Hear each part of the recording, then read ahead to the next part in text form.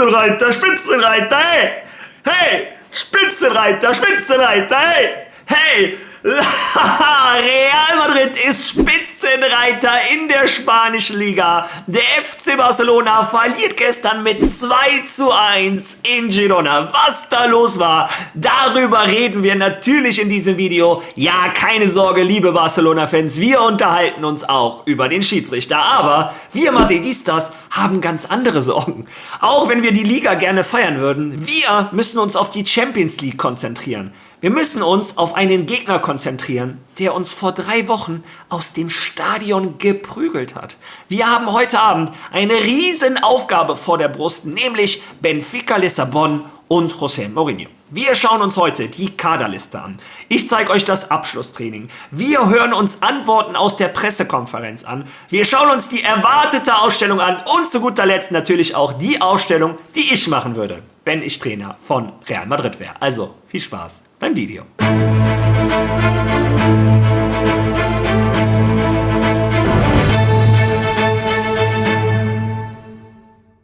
Sorry, dass ich mich kurz einmischen muss, aber an alle natürlich die Information.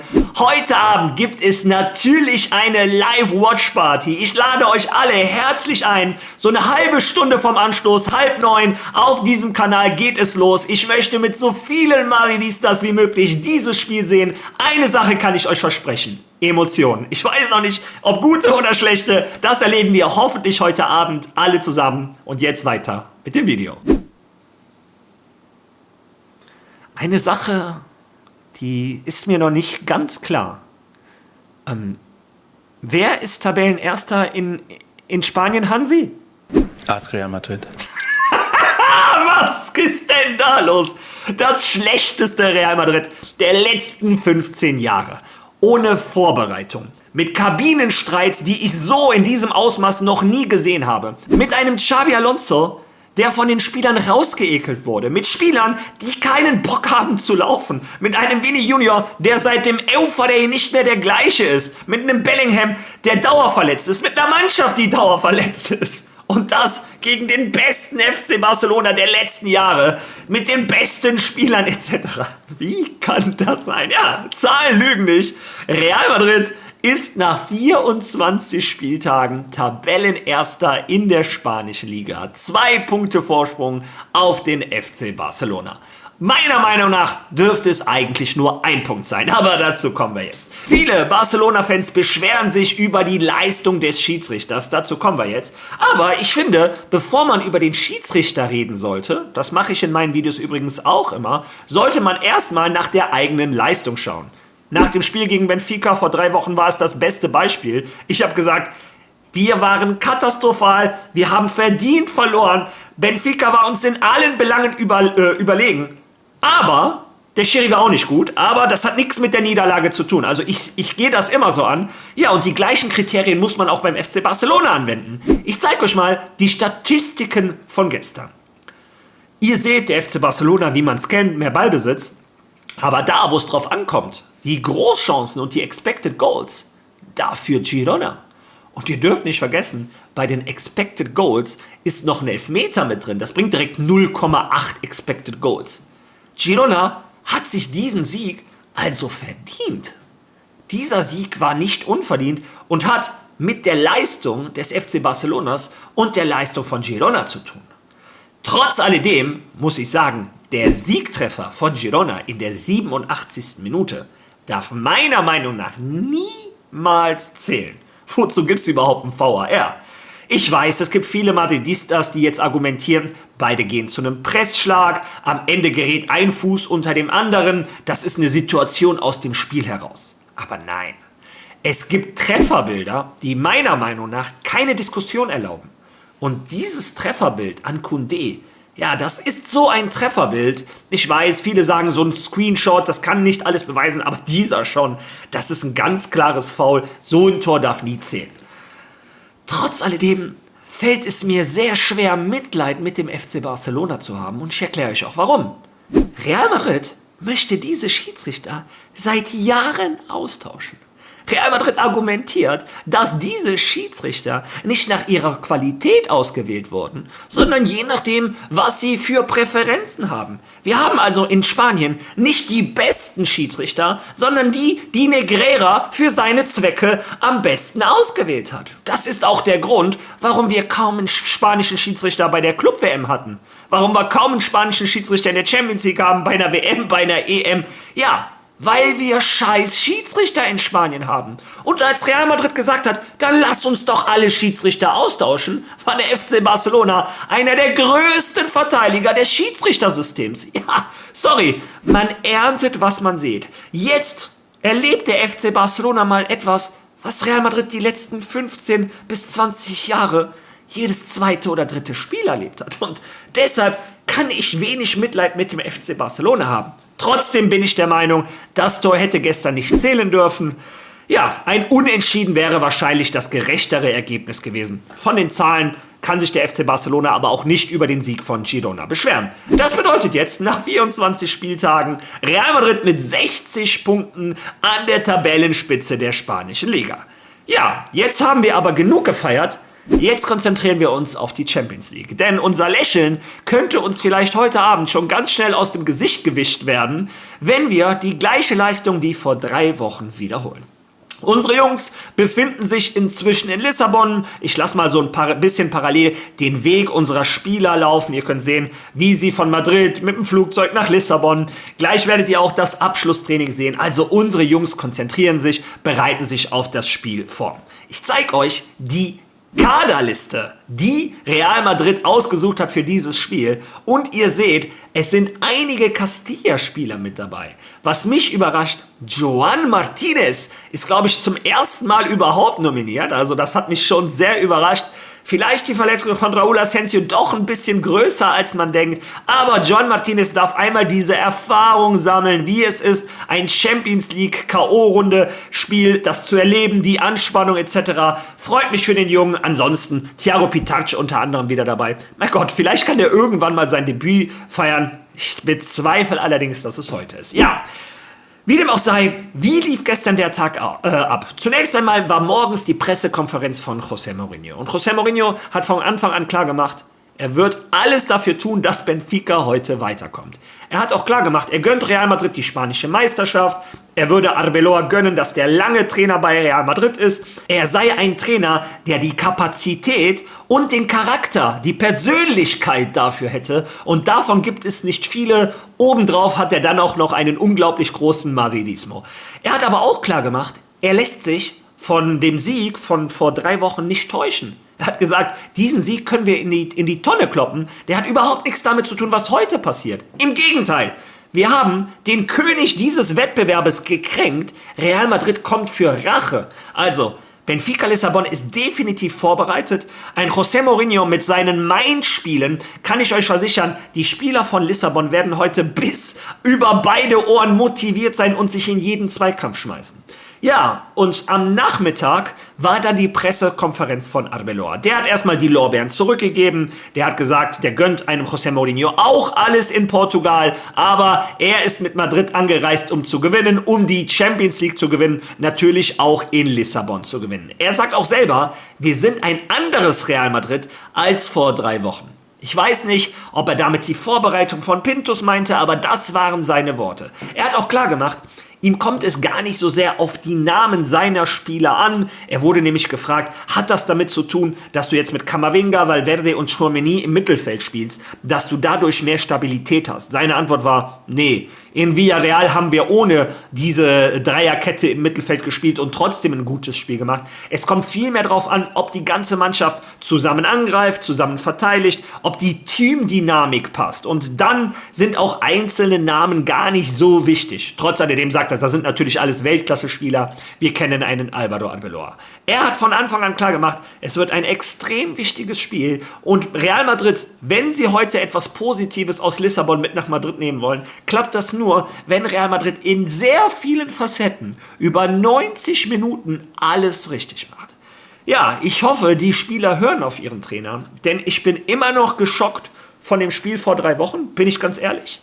Dieses 4:2 war meiner Meinung nach trügerisch Ohne lange drüber nachzudenken, erinnere ich mich locker an noch 300-prozentige von Benfica Lissabon, ja, wo wir uns bei Thibaut Courtois bedanken können oder auch bei den Angreifern von Lissabon, dass sie hier und da mal eine Chance liegen gelassen haben. Ja, so eine Leistung darf sich auf keinen Fall wiederholen.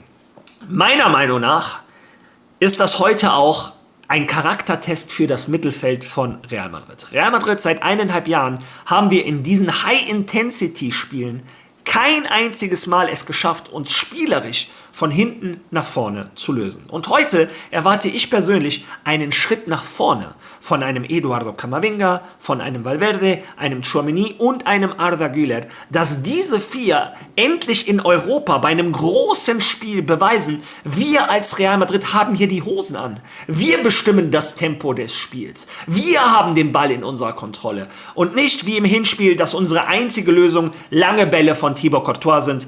Ja, dann hilft der Marktwert unserer Spieler auch nicht, wenn der Ball die ganze Zeit nur über ihre Köpfe hin und her fliegt. Das ist meine persönliche Meinung. Ja, wie sieht das Ganze einer dieser Protagonisten? Wie sieht das Ganze ein Eduardo Camavinga? Denn er war gestern der Spieler, der einen Arbeloa in der Pressekonferenz begleitet hat.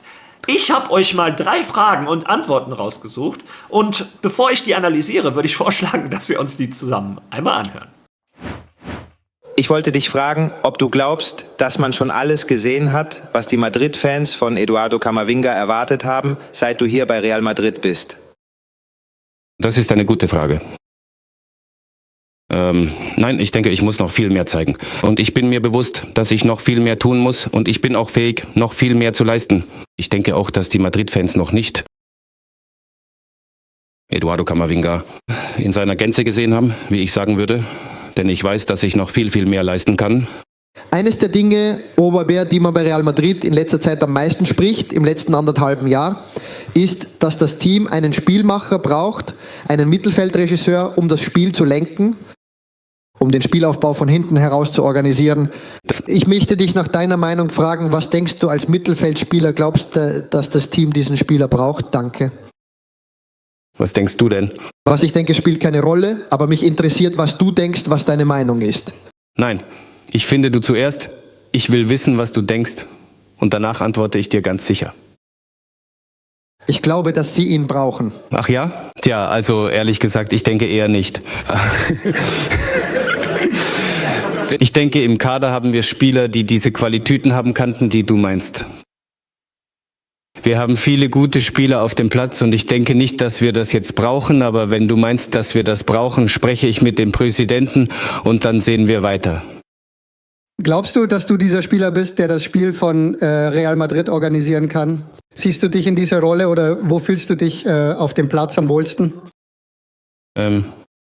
Wieder eine gute Frage. Ob ich dazu in der Lage bin? Ja, ich denke, dass ich das auch kann. Ich bin mir bewusst, was ich für das Team tun kann und ich weiß, dass ich es momentan noch viel besser machen kann. Und die Dinge, die ich denke, was du mir gesagt hast, ich kann das schaffen und ich bin der Spieler, der das auch tun kann. Ja, zum einen ist klar, dieser Typ, der ist so sympathisch. Das ist einer der Gründe, warum er einer meiner Lieblingsspieler ist. Immer ein Lächeln, gute Laune. Auch bei schweren Fragen, wo er mit den Journalisten so ein bisschen diskutiert hat. Ach, du bist der Meinung, wir brauchen noch einen kreativen Mittelfeldspieler. Ich nicht. Ich glaube, wir haben die Qualität in der Mannschaft. Ich schätze mal, er meint damit einen Arda Güler, vielleicht Ceballos, Valverde, Bellingham, schätze ich mal. Ja, aber er sagt auch, ja, wenn du der Meinung bist, nein, frage ich gleich mal Florentino, vielleicht tut er dir ja einen Gefallen. Also sehr, sehr sympathisch. Ja, die anderen 2 Fragen fand ich aber persönlich noch interessanter und zeigen mir ein bisschen den Charakter dieses Jungen und das hat mir sehr, sehr gut gefallen. Auf der einen Seite die Selbstkritik, die Selbstreflexion, wo er sagt, Madrid hat mich noch nicht da gesehen, wo ich hin soll. Ich kann noch viel mehr, ich muss noch viel mehr geben. Und das gefällt mir. Auf der anderen Seite hat er aber auch das Selbstvertrauen zu sagen, ich kann diese spielerische Lösung bieten. Ja, ganz ehrlich, vor 2 Jahren habe ich das auch tatsächlich geglaubt. Eduardo Camavinga ist einer dieser Spieler, von dem der Vorstand enttäuscht ist, die sich bei dem den nächsten Entwicklungsschritt erhofft hätten. Dieser nächste Entwicklungsschritt bleibt aber seit 2 Jahren aus. Ich weiß nicht, woran es liegt. Es mag daran liegen, dass er vielleicht nicht die Qualität hat. Ich hoffe einfach nicht. Es mag natürlich auch daran liegen, dass dieser Junge dauerverletzt ist. Immer wenn er gerade so ein bisschen in Form kommt, wenn er sich in die Mannschaft spielt etc., zack, die nächste Verletzung. Und meistens sind das dann auch so 2-3 Monatsgeschichten, dass ein Spieler dann seinen Spielrhythmus bekommt, seine Qualität richtig entwickeln kann, ist unglaublich schwer, wenn du durch Verletzungen immer wieder zurückgeschmissen wirst. Ich kann nur hoffen, dass er das Verletzungspech endlich hinter sich gebracht hat. Vielleicht hilft die Veränderung auf den Pintus und den Mihic ja. Ich bezweifle es.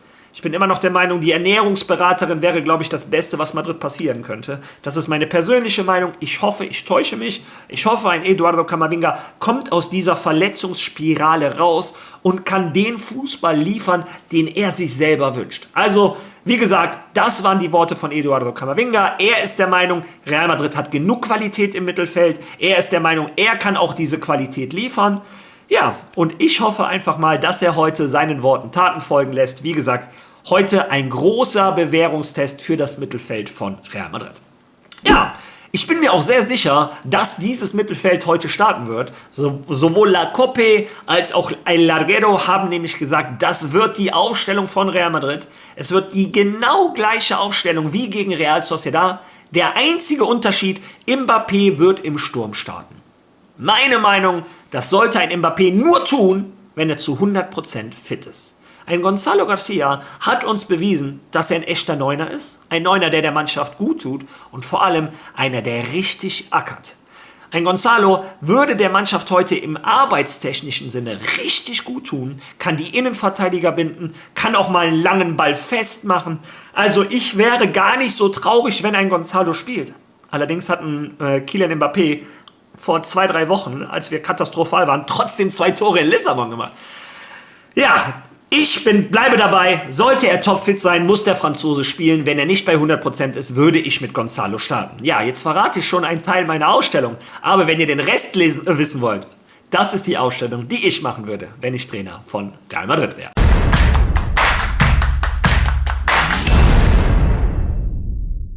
Ja, und ich muss jeden enttäuschen, der irgendwelche großen Veränderungen von mir erwartet hat. Natürlich würde ich die gleiche Aufstellung nehmen wie gegen Real Sociedad. Mir hat die Mannschaft richtig gut gefallen.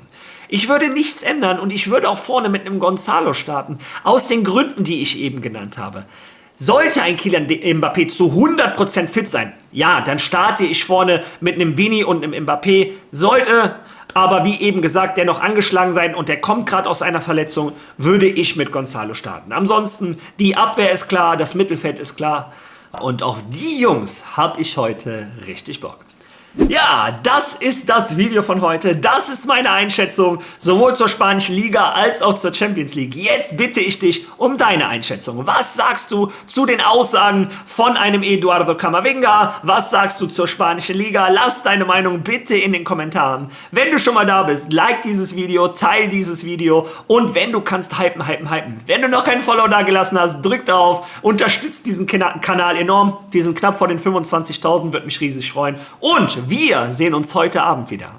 Bis dahin. A la Madrid!